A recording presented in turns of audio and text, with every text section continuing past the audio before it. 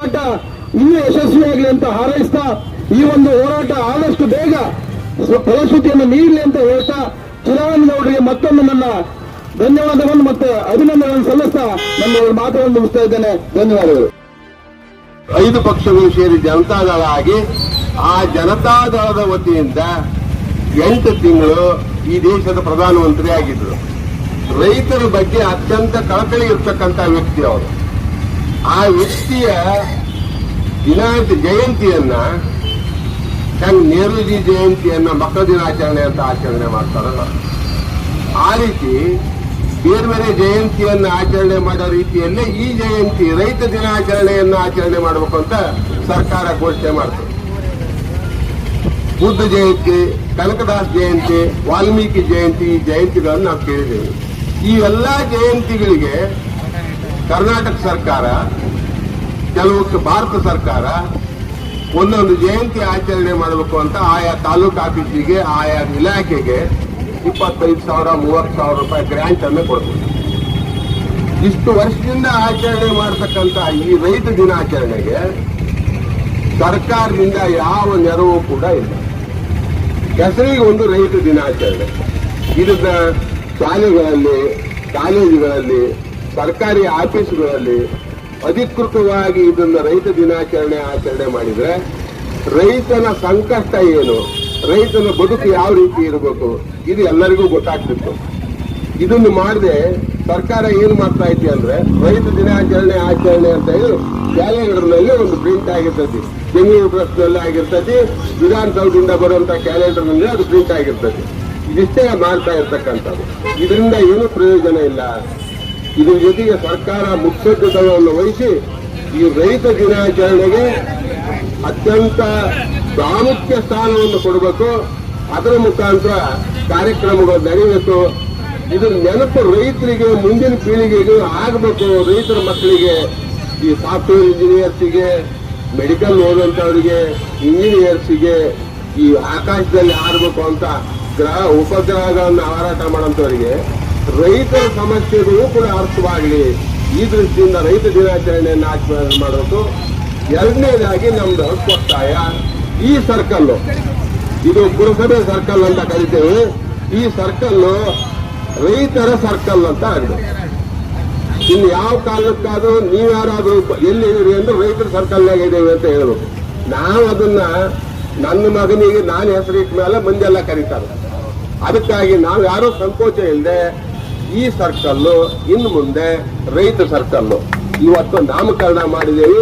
ಇದು ಮುಂದುವರಿಬೇಕು. ಸರ್ಕಾರ ಇದಕ್ಕೆ ಪ್ರೋತ್ಸಾಹ, ಸರ್ಬದ ಪುರಸಭೆನೇ ಪ್ರೋತ್ಸಾಹ ಕೊಡಬೇಕು, ಒಪ್ಪಿಗೆಯನ್ನು ಕೊಡಬೇಕು ಅಂತ ವಿನಂತಿ ಮಾಡಿಕೊಂಡು ಹೆಚ್ಚಿನ ವಿಷಯವನ್ನ ನಮ್ಮ ಅಧ್ಯಕ್ಷರಾದಂತಹ ಚಿದಾನಂದಗೌಡರು ತಿಳಿಸೋದಾರು ಅವಕಾಶ ಕೊಟ್ಟಂತ ತಮ್ಗೆಲ್ಲರಿಗೂ ವಂದಿಸಿ ನಾನು 2 ಮಾತುಗಳನ್ನು ಮುಗಿಸ್ತೇನೆ. ರೈತ ದಿನಾಚರಣೆ ಪ್ರಾರಂಭ ಮಾಡಿದ್ವಿ. 2016ರಿಂದ ಪ್ರಾರಂಭ ಮಾಡಿದಾಗ 2018 ಇಸ್ವಿಗೆ ಕೃಷಿ ಇಲಾಖೆಗೆ ಒಂದು ಮೇಲಿಂದ ಆದೇಶ ಆಯಿತು. ನೀವು ಸಂಕ್ಷಿಪ್ತವಾಗಿ ಹಳ್ಳಿಗೆ ಅರ್ಧದ ಮನೆ ಹೋಗಿ ರೈತ ದಿನಾಚರಣೆ ಮಾಡಿ ಅಂತ ಒಂದು ಆದೇಶ ಆಯಿತು. 2018ಕ್ಕೆ ಆದೇಶ ಆಯಿತು. ಅಷ್ಟನ್ನ ನಾನು ಹೋಗಿ ಕೇಳಿದೆ. ನಾನು ಮನವಿ ಕೊಟ್ಟೆ. ಈಗ ಸಹಿ ಮಾಡ್ಸಕತ್ತೆ ನೋಡಿ, 100 ಪತ್ರ ಇದಾವೆ. ಮನೆಗೆ ಕೊಡಿ ತೋರಿಸಿ. 100 ಲೆಟ್ರು ನನಗೆ ಸರ್ಕಾರದಿಂದ ಬಂದಿದೆ. ಅವರಿಗೆ ಬರೆಯೋದೇ ಕೆಲಸ. ಮತ್ತೆ ಅವರು ಅಲ್ಲಿ ಹೋಗೈತಿ, ಆ ಆಫೀಸ್ ಹೋಗೈತಿ, ಈ ಆಫೀಸ್ ಹೋಗೈತಿ, ಅದೇ ಕೆಲಸ. ನನಗೆ ಇದೇ ಕೆಲಸ. ಇಲ್ಲೂ ಕೂಡ ಪಟ್ಟಣ ಪಂಚಾಯತ್ ಇತ್ತು, ಪುರಸಭೆಗೂ ಕೂಡ ನಾವು ಹಲವಾರು ಸರಿ ಕೊಟ್ಟಿದ್ದೀವಿ. ಈಗ ಕೊಡ್ತೇವೆ, ಹೇಳಿದ್ದೀನಿ. ಚೀಫ್ ಆಫೀಸರು ಅವ್ರು ಯಾರು ಅಧಿಕಾರಿಗಳಿದ್ದಾರೆ ಬರಬೇಕಾಗತ್ತೆ ಈಗ ಅನ್ವಯ ತಗೊಳಕ್ಕೆ. ಹಾಗೆಯೇ ಕೊಟ್ಟು ಸಾಕಾಗಿದೆ.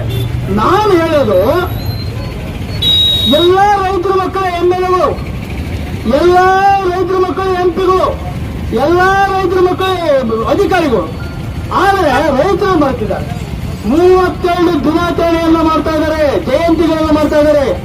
ಅದು ಓಟಿಗಾಗಿ ಯಾವ್ಯಾವ ಜಾತಿ ಐತಿ ನೋಡಿ, ಅದು ಎಷ್ಟು ಸ್ಟ್ರೆಂತ್ ಐತಿ ನೋಡಿ ಆ ದಿನಾಚರಣೆ ಮಾಡ್ತಾರೆ. ಬಿಟ್ರೆ ಈ ರೈತರ ದಿನಾಚರಣೆಗೆ ಜಾತಿ ಇಲ್ಲ. ಹಾಗಾಗಿ ಜಾತಿ ಇಲ್ಲದೆ ಇದ್ದಕ್ಕಾಗಿ ರೈತ ದಿನಾಚರಣೆ ಮಾಡ್ತಾ ಇಲ್ಲ. ಆದ್ರೆ ಇವರು ಏನಾದ್ರು ರೈತ ದಿನಾಚರಣೆಯನ್ನ ಮಾಡಿದಾಗ ರೈತ ಅವತ್ತೇನಾದ್ರೂ ಬಂದು ಇವರನ್ನ ಹಕ್ಕೊತ್ತಾಯ ಮಾಡಬಹುದು ಅನ್ನೋ ಉದ್ದೇಶಕ್ಕಾಗಿ ರೈತರನ್ನ ಬದಿಗೊತ್ತಿದ್ದಾರೆ. ರೈತರ ಬಗ್ಗೆ ಗಮನ ಇಲ್ಲ. ಇವತ್ತು ರೈತರ ಕಷ್ಟ ಎಷ್ಟಿದೆ ಅಂದ್ರೆ ಬೆಳಗ್ಗೆ 5 ಗಂಟೆಗೆ ಎದ್ದೆ ಬಸವಣ್ಣಿಗೆ ಹುಲ್ಲು ಹಾಕ್ತಾ, ನೀರು ಕೊಡ್ತಾ, ಮಧ್ಯಾಹ್ನ ನೀರು ಹಾಕ್ತಾ, ಹುಲ್ಲು ಕೊಡ್ತಾ, ಸಗಣಿ ತೆಗಿತಾ, ಓಕೆ ಹುಲ್ಲು ಕೊಯ್ಕೊಂಡ್ಬರ್ಬೇಕು. ಪ್ರತಿ ಒಂದು ರಾತ್ರಿ 9 ಗಂಟೆಗೆ ಕೆಲಸ ಮಾಡ್ತಾನೆ. ಮತ್ತೆ ಇವ್ರು ಕೊಟ್ಟ ಕರೆಂಟ್ ಕೊಡ್ಲಿಲ್ಲ ಅಂದ್ರೆ ಮತ್ತೆ ಗದ್ದೆ 12 ಗಂಟೆಗೆ ರಾತ್ರಿ ನೀರು ಬಿಡ್ತಾನೆ. ಅಂತ ರೈತರಿಗೆ ಇವತ್ತು ಬೆಲೆ ಕೊಟ್ಟಿಲ್ಲ ಸರ್ಕಾರ. ಅದಕ್ಕೋಸ್ಕರ ನಾವು ಬೆಳಗಾವಿ ಹೋರಾಟ ಮಾಡಿದ್ವಿ. ರೈತ ದಿನಾಚರಣೆ ಮಾಡಬೇಕು ಅಂತೇಳಿ ಅಲ್ಲಿ ಬೆಳಗಾವಿ ಹೋಗಿ ಹೋರಾಟ ಮಾಡಿ ಬಂದಿವೆ. ಇವತ್ತೆಲ್ಲ ನಮ್ಮ ಸ್ನೇಹಿತರು ಬೆಳಗಾವಿ ಹೋದರೆ ಇಲ್ಲೇ ಇದ್ದಾರೆ. ಅಲ್ಲಿ ಹೋಗಿ ಹೋರಾಟ ಮಾಡಿ ನಮ್ಮ ಕೃಷಿ ಮಂತ್ರಿ ಅವರಿಗೆ ನಾವು ಮನವಿಯನ್ನು ನೀಡಿ ಬಂದ್ವಿ. ಆದ್ರೂ ಇಲ್ಲಿ ಬಂದದ್ದು ಅಷ್ಟೇ. ಹೆಲಿಕಾಪ್ಟರ್ ಬೊಮ್ಮಾಯಿ ಅವರು ಬಂದಿದ್ರು ಆನೊಟ್ಟಿಗೆ, ಆವಾಗೂ ಕೂಡ ಮನವಿ ಕೊಟ್ಟೇವೆ. ನಾವು ಕೊಡದೇ ಇದ್ದಿದ್ದೇ ಮನವಿ ಇಲ್ಲ.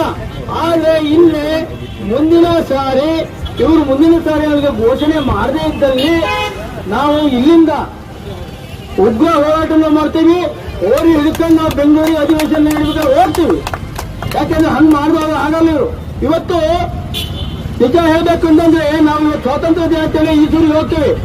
ಯಾಕೆ ಹೋಗ್ತೀವಿ ಅಂದ್ರೆ ಈಸೂರಲ್ಲಿ ಒಂದು 5-6 ಜನ ಏಸೂರು ಬಿಟ್ಟರು ಈಸೂರು ಬಿಡಲಿ ಅಂತ ಹೋರಾಟ ಮಾಡಿ ಸ್ವಾತಂತ್ರ್ಯವನ್ನು ತೆಗೆದುಕೊಂಡರು.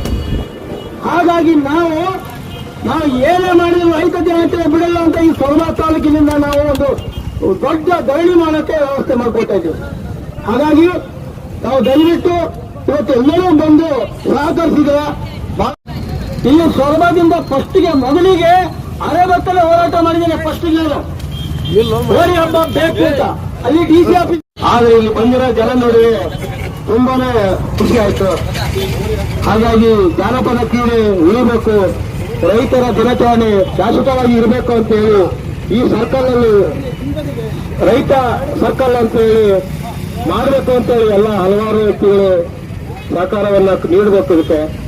ಹಾಗಾಗಿ ಈ ಜಾನಪದ ಕ್ರೀಡೆ ಉಳಿಲಿ.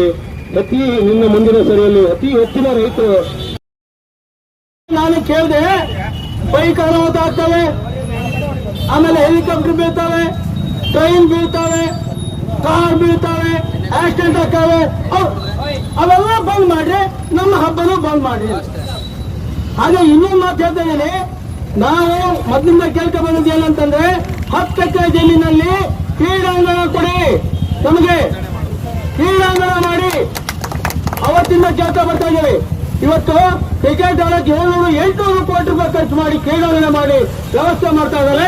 ನಮ್ಮ ರೈತರು ಕಷ್ಟಪಟ್ಟು ಅವರು ತಿನ್ನ ಅರ್ಧ ರೊಟ್ಟಿ ಕೊಟ್ಟು ಹೊಲದಲ್ಲಿ ಊಟ ಮಾಡ್ಕೊಂತ ವ್ಯವಸಾಯ ಮಾಡ್ಕೊಂತ ಹೋರಿ ಹಬ್ಬ ಮಾಡ್ಲಿಕ್ಕೆ ಒಂದು ಕ್ರೀಡಾಂಗಣ ಇಲ್ಲ ಅಂತಂದ್ರೆ ನಾಚಿಕೆ ಆಗ್ಬೇಕು ನಮಗೆ.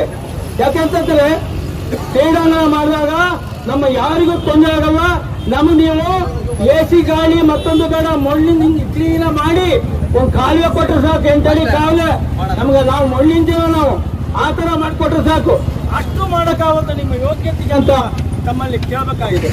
ಹಾಗಾಗಿ ದಯವಿಟ್ಟು ಈಗ ಮನವಿಯನ್ನ ನನ್ನ ಮಾತು ಮುಗಿಸ್ತಾ ಇನ್ನೂ ಬಹಳ ಮಾತಾಡೋದಿದೆ. ಆದ್ರೆ ಏನ್ ಮಾಡೋಕ್ಕಾಗಲ್ಲ, ಟೈಮ್ ಆಯ್ತು, ಬಸವಣ್ಣಿಗೆ ಬಿಸಿಲಾಯ್ತು. ಚೀಫ್ ಆಫೀಸರು ಬೇಗ ಬಂದ್ರೆ ನಾವು ಅವ್ರಿಗೆ ಮನವಿ ಕೊಡ್ತೇವೆ. ನಾವು ದಯವಿಟ್ಟು ಬರಬೇಕು ಅಂತ ಕೇಳ್ಕೊಳ್ತೇವೆ.